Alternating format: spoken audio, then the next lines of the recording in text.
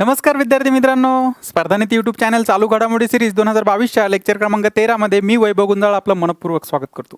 मित्रांनो, आजच्या लेक्चरमध्ये आपण 3 महत्त्वाच्या पुरस्काराबद्दल चर्चा करणार आहे.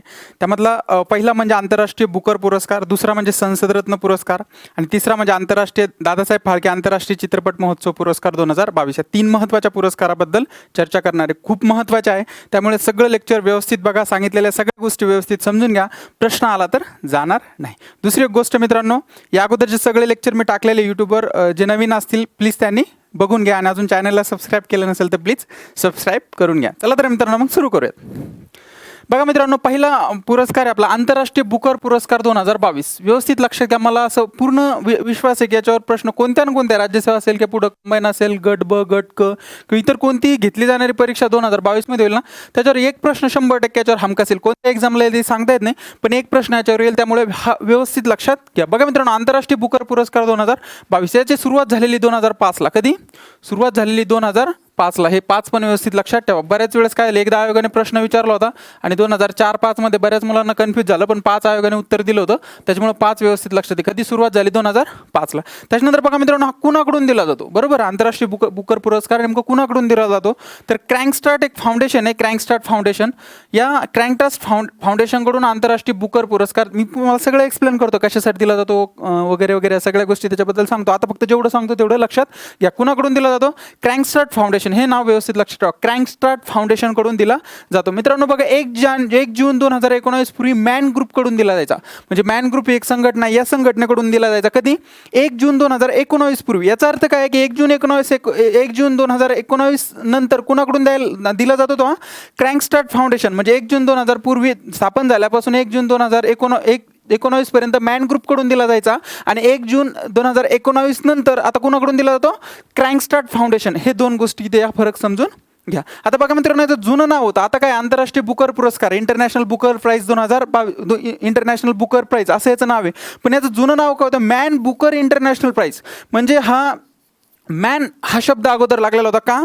कारण जुनं नाव 1 जून 2019 पूर्वी हा मॅन ग्रुपकडून दिला जायचा, त्याच्यामुळे याचं नाव होतं मॅन बुकर इंटरनॅशनल प्राइज. आलं लक्षात? 1 जून 2019 पूर्वी कोणाकडून दिला जायचा? मॅन ग्रुपकडून, त्याच्यामुळे याचं नाव होतं मॅन बुकर इंटरनॅशनल प्राइज. पण याचं नवीन नाव आता बुकर इंटरनॅशनल प्राइज. मॅन हे आपण काढून टाकले. का? कारण हा अगोदर दिलायचा मॅन ग्रुपकडून म्हणून या संघटनेचं नाव किंवा दिला जायचं म्हणून त्यांचं नाव याला दिलं गेलं. बरोबर, पण आता त्यांचं ते याला देत नाही, ते याचं ऑर्गनायझेशन करत नाही. मग आता कोण करणार? त्याला ऑर्गनाईज करत नाही. आता कोण करते? मग क्रँकस्टार्ट फाउंडेशन. मग क्रँकस्टार्ट फाउंडेशन दिलं जातं, म्हणून आता मॅन ग्रुपचं किंवा मॅन ग्रुपचं नाव काढून टाकलं, म्हणून आता नवीन नाव काय? फक्त Booker international prize. Booker international prize. त्याच्यानंतर बघा मित्रांनो, कोणाला दिला जातो? आता बरोबर आहे ना, हा पुरस्कार दिला जातो, क्रँकस्टार्ट फाउंडेशन दिला जातो, बुकर इंटरनॅशनल प्राइजचं नाव आहे. कोणाला दिला जातो?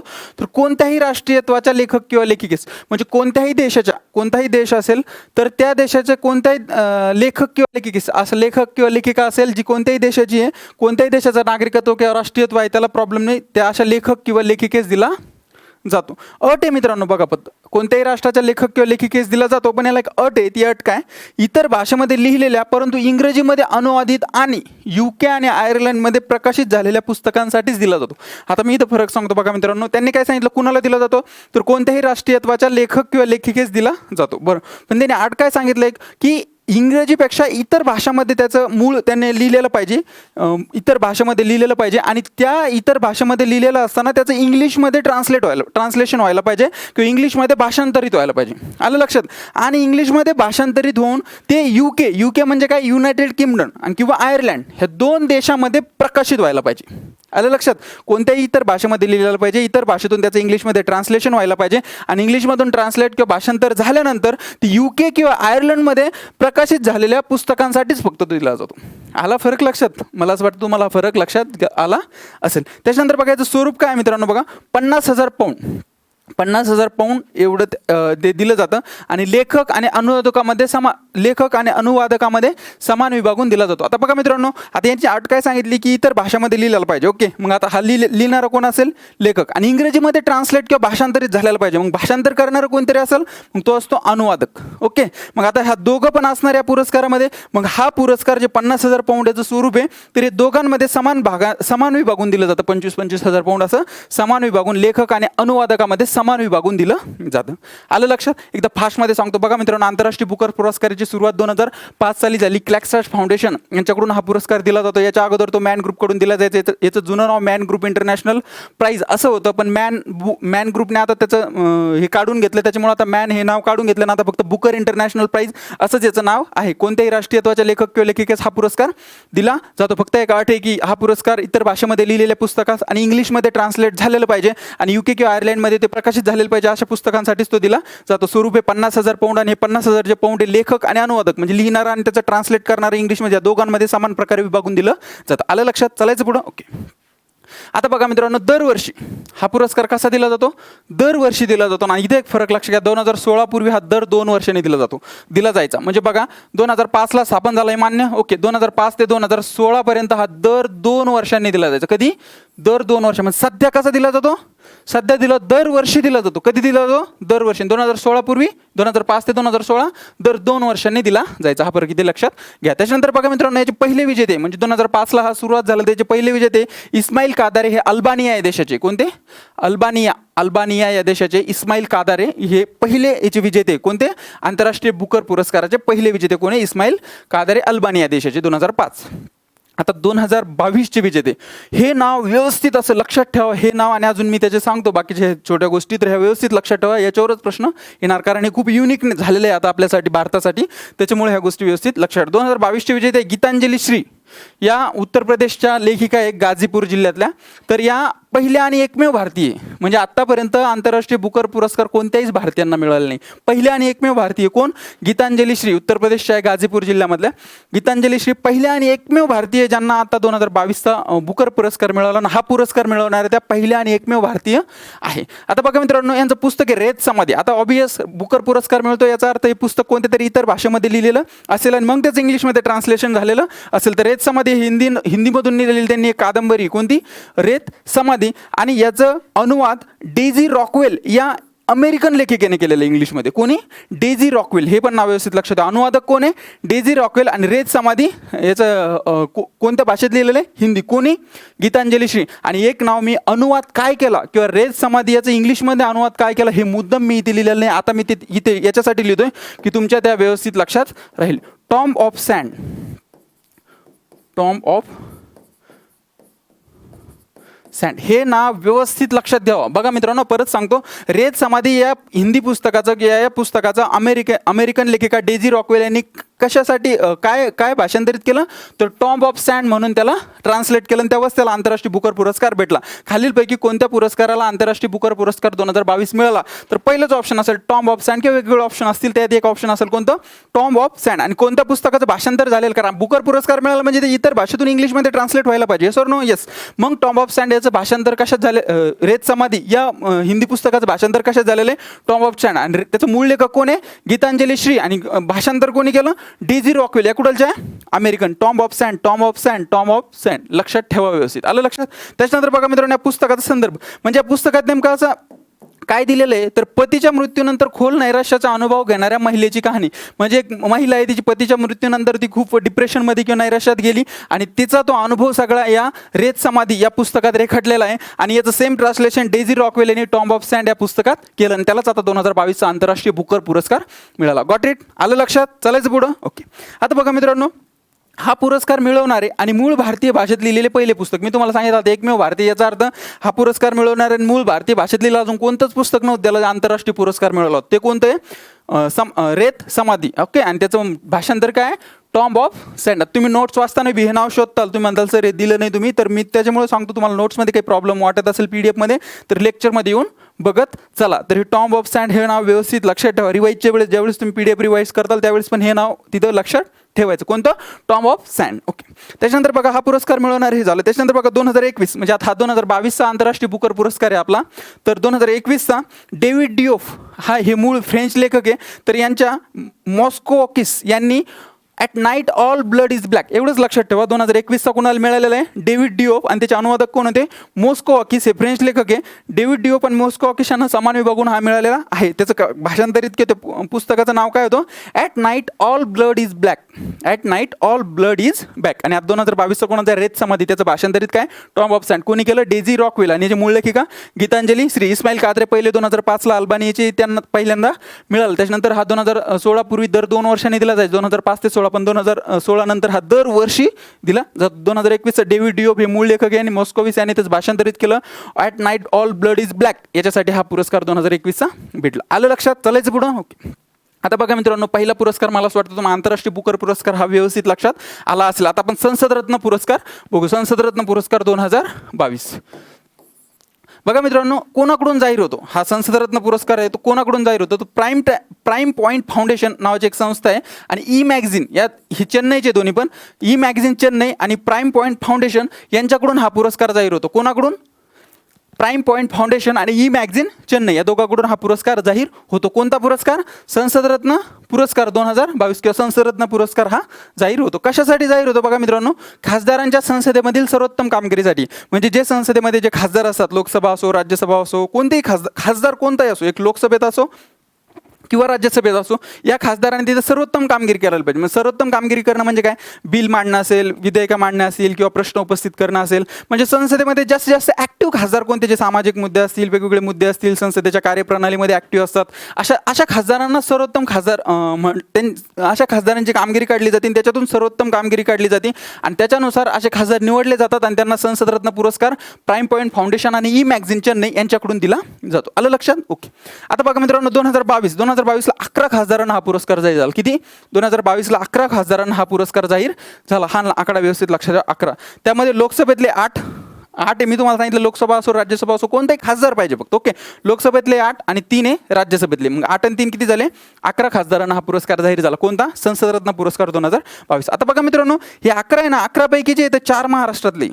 बघा लक्षात घ्या, 11 पूर्ण देशातले 11 खासदार आहेत, त्याच्यापैकी 4 महाराष्ट्रातली. आपल्यासाठी अभिमानाची गोष्ट आहे. किती? 4 महाराष्ट्रातले आहे. आणि या महाराष्ट्रातल्या 4 मध्ये पण बघा मित्रांनो, 3 महिला आहे. किती? 3 महिला आहे आणि 1 पुरुष आहे. 3 महिला आणि 1 पुरुष. बघा, एकूण टोटल 11 खासदारांना मिळाला, त्यापैकी 4 महाराष्ट्रातले आणि या 4 पैकी 3 महिला आहे आणि 1 पुरुष आहे. म्हणजे याचा अर्थ महिला परत इथे आघाडीवर आहे असं आपल्याला दिसते. आणि बघा मित्रांनो, संसदरत्न पुरस्कार 2022चा पुरस्कार आहे. तर सुरुवातीची 2010 मध्ये झालेली. कधी? संसदरत्न पुरस्काराची सुरुवात कधी झालेली आहे? 2010ला APJ अब्दुल कलाम यांच्या संकल्पनेतून. हे गोष्ट इथं लक्षात ठेवा. संसदरत्न पुरस्काराची सुरुवात 2010ला झाली आणि ती APJ अब्दुल कलाम जे आहेत आपले, तर त्यांच्या संकल्पनेतून, म्हणजे त्यांनी एक संकल्पना मांडली, त्यांच्या विचारातून या संसदरत्न पुरस्काराची सुरुवात झालेली. कधी? 2010ची. 2022चा जो मिळाला तो किती खासदारांना मिळाला? 11 खासदारांना. त्याच्यापैकी महाराष्ट्रातले किती आहे? 4 खासदार. त्याच्यापैकी लोकसभेत किती आहे? 8 पैकी 11 पैकी राज्यसभेतले किती आहे? 3. महाराष्ट्रात किती मिळाला?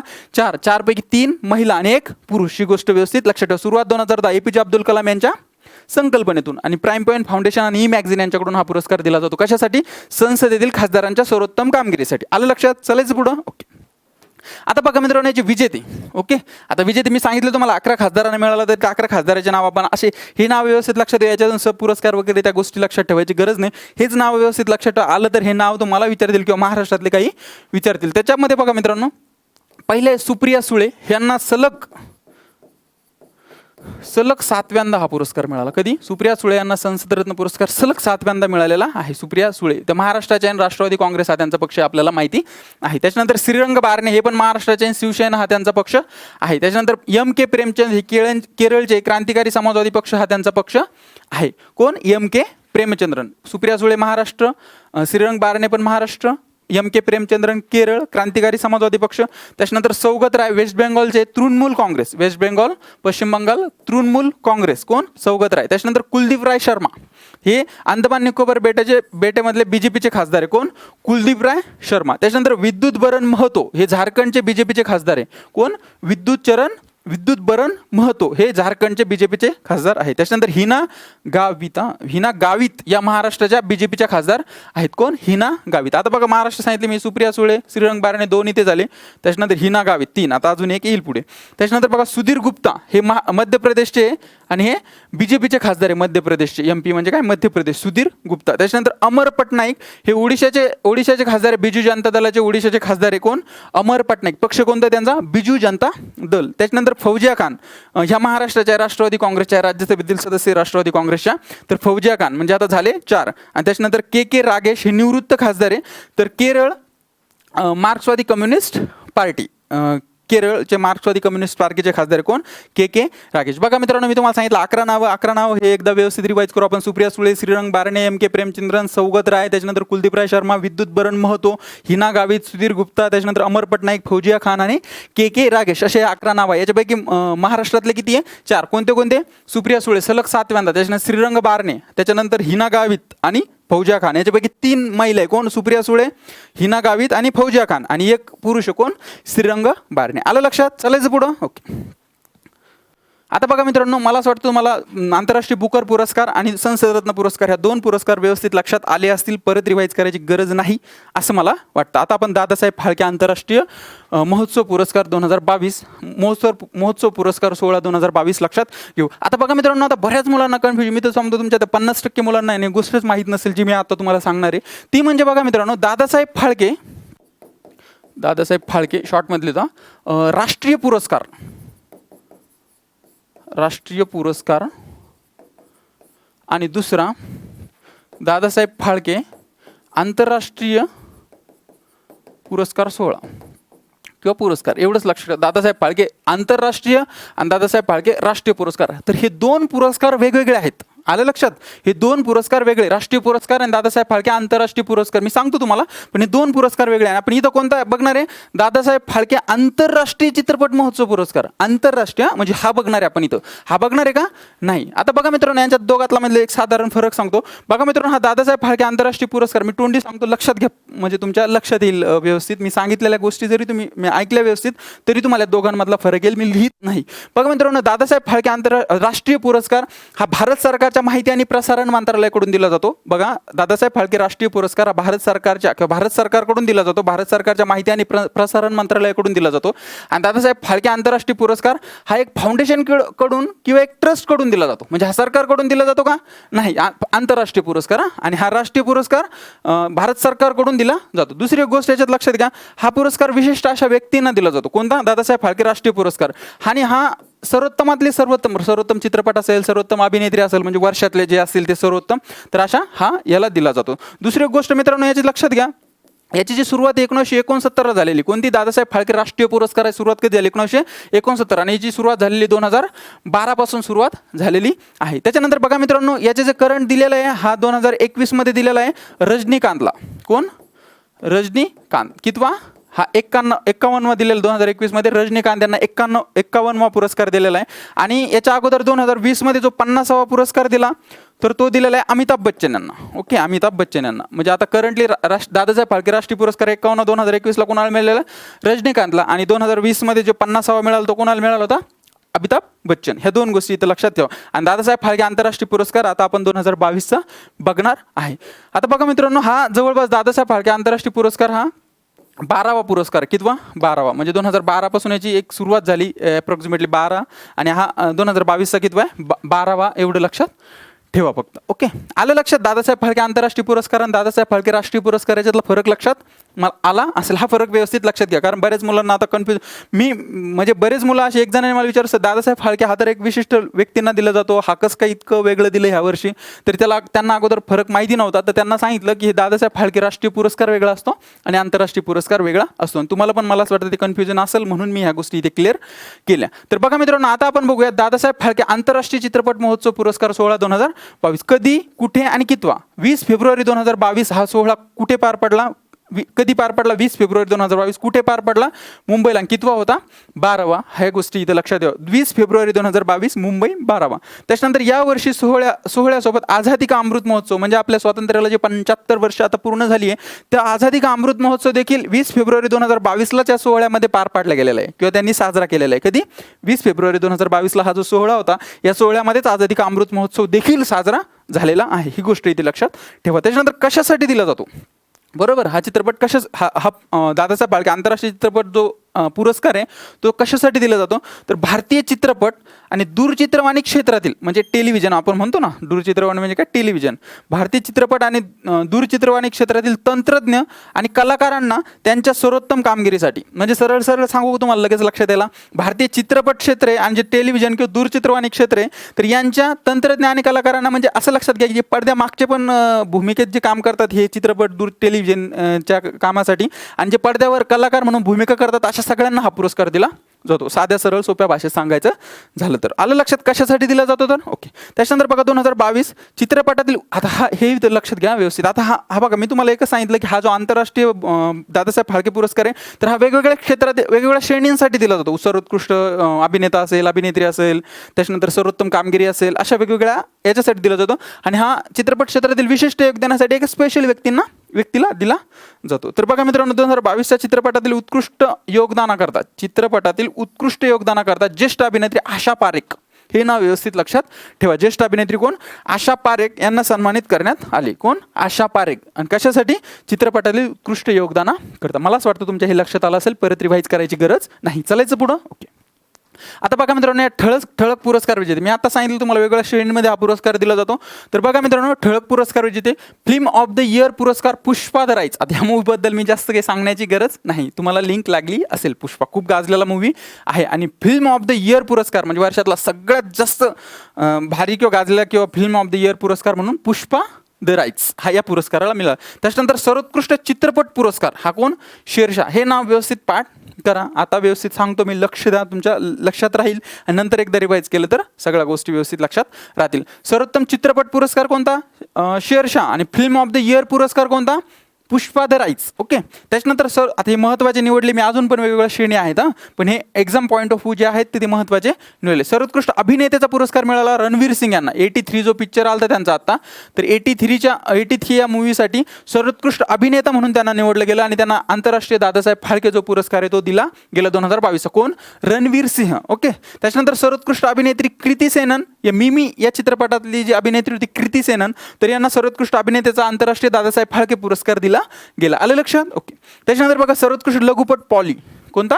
सर्वोत्कृष्ट लघुपट पॉली. याच्यासाठी याला पण पॉली लघुपटाला 2022चा सर्वोत्कृष्ट आंतरराष्ट्रीय दादासाहेब फाळके पुरस्कार दिला गेला. त्याच्यानंतर सर्वोत्कृष्ट वेब मालिका म्हणजे वेब सिरीज असतात ना, कॅन्डी, या वेब सिरीजला किंवा वेब मालिकेला 2022चा आंतरराष्ट्रीय दादासाहेब फाळके पुरस्कार दिला गेला. आणि सर्वोत्कृष्ट आंतरराष्ट्रीय चित्रपट पुरस्कार कोण? Another round.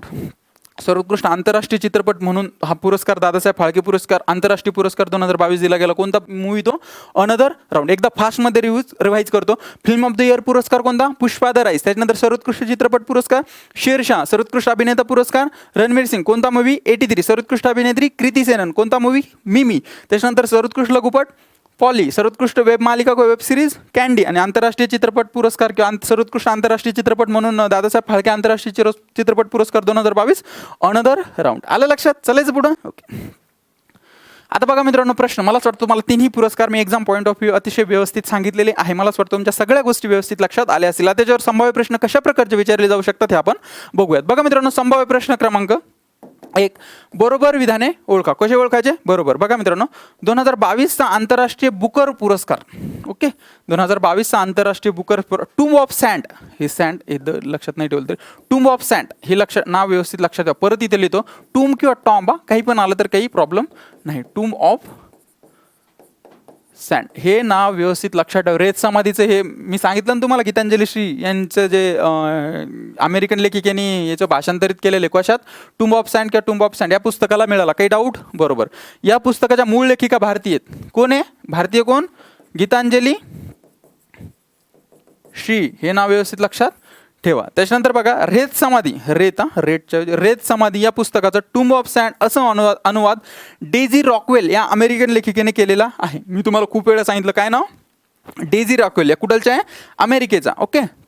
आता भाषांतर करणं गरजेचंच आहे, कारण बुकर पुरस्कार मिळवण्यासाठी अट काय, ती इतर भाषेत लिहिलेलं पाहिजे आणि इंग्लिशमध्ये त्याचं भाषांतर व्हायला पाहिजे. मग भाषांतर करणं गरजेचंच आहे कुणीतरी, म्हणून डेझी रॉकवेल यांना, आणि याचं स्वरूप जे 50,000 पाऊंड तरी समान प्रकारे विभागून दिलं जातं दोघांमध्ये. आलं लक्षात. मग दोन कोण आहे, गीतांजली श्री आणि डेझी रॉकवेल. मग आपल्याला काय बरोबर विधान आहे ओळखा, तर तिन्ही पण बरोबर आहे, म्हणून अ, ब आणि क हे आपलं उत्तर असेल. आलं लक्षात. चालायचं पुढं. त्याच्यानंतर बघा मित्रांनो, चूक नसलेली. आता इथं असे बऱ्याच नवीन मुलांना कळत नाही, चूक नसलेले, बरोबर असलेले, बरोबर नसलेले. तर इथं एक एक मुद्दा मी मुद्दाम असं टाकत असतो संभाव्य प्रश्न टाकताना, म्हणजे तुम्हाला एक्झाममध्ये काही नवीन मुलांना अडचण येऊ नाही. चूक नसलेले म्हणजे कोणते, चूक नसलेले म्हणजे बरोबर. जे चूक नाही असं तो ते कसे असतात, बरोबर. चूक नसलेले विधान ओळखा. 2022चा संसदरत्न पुरस्कार 11 खासदारांना मिळाला. काही डाऊट, नावासहित सांगितलं एकदम व्यवस्थित. त्याच्यानंतर बघा,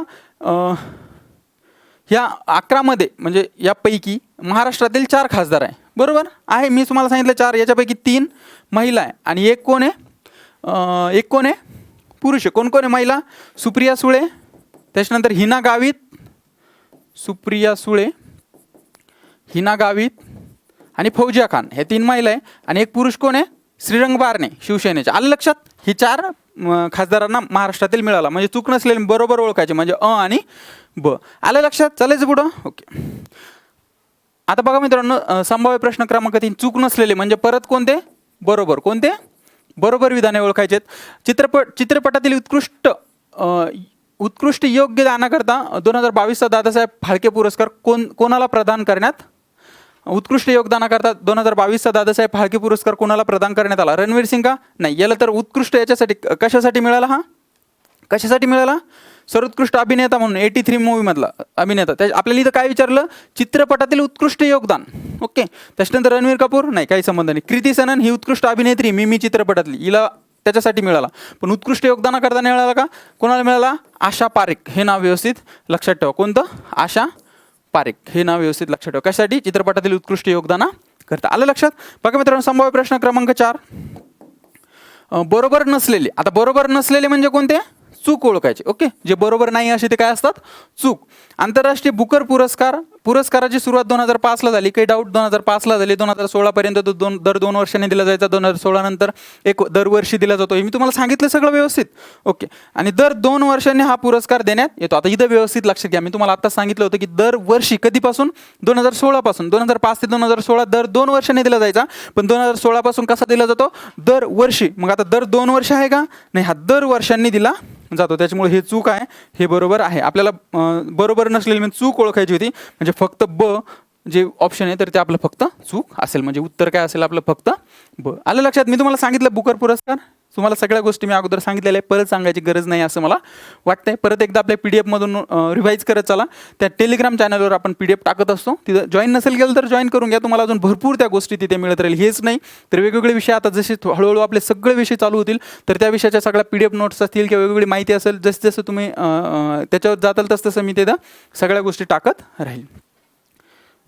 बघा मित्रांनो, मला असं वाटतं तुम्हाला असं संसदरत्न पुरस्कार असेल, दादासाहेब फाळके आंतरराष्ट्रीय पुरस्कार असेल आणि आंतरराष्ट्रीय बुकर पुरस्कार असेल, ह्या तिन्ही पुरस्काराबद्दल अतिशय व्यवस्थित माहिती आणि विस्तृत माहिती आणि एक्झाम पॉईंट ऑफ व्ह्यू सगळी महत्त्वाची माहिती मिळाली असं मी गृहीत धरतो आणि आजच्या लेक्चरला थांबवतो. भेटूयात उद्या. Thank you so much.